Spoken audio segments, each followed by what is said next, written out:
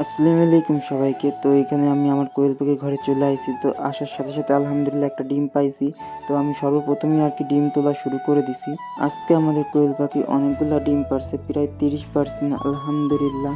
আমার ডিম তোলা শেষ হয়ে গেলে আমি কোয়েল পাখিদেরকে খাবার দিয়ে দিই। খাবার দেওয়া শেষ হয়ে গেলে আমি এই দুই পাশের জানলা দুইটা খুলে দিই, কারণ এখানে রোদের দরকার খুব।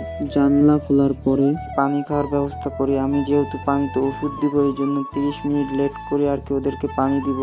এইখানে সাবমার্সেল চালু করে আমি পানির পটগুলো ধোয়া শুরু করছি।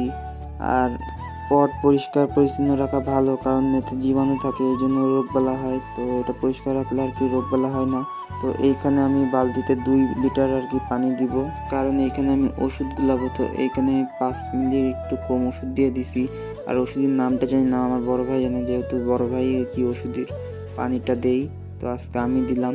পানির সাথে ওষুধ মিক্সড করা হয়ে গেলে দুইটা পটেই আর কি ওষুধের পানি দিয়ে দিই। তো 30 মিনিট হয়ে যাওয়ার পরে আর কি কোয়েল পাখিদের পানি খাইতে দিচ্ছি, ওষুধওয়ালা পানি।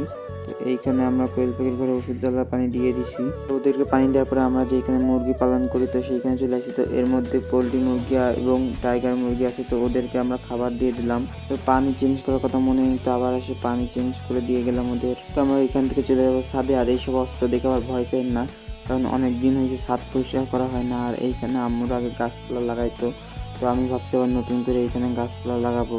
আর একটা কথা, আমার কাজের অভিজ্ঞতা দেখে সবাই হাসাহাসি করেন না, কারণ এইসব কাজ করা আমার অভ্যাস নাই। কারণ আমার ফ্যামিলি কোনো আমাকে এইসব কাজ করেনি, আমি নিজে ইচ্ছা থেকেই আর কি এইসব কাজ করতেছি। যাই হোক, এখান থেকে আস্তে আস্তে সব ময়লা আবর্জনা সব ফেলাই দিছি নিচে। আর ছাদের পরে থাকা যাচ্ছে না, কারণ অনেক রোদ আইছে আর আমি রোজা রয়েছি, তো এখানে কষ্ট হচ্ছে।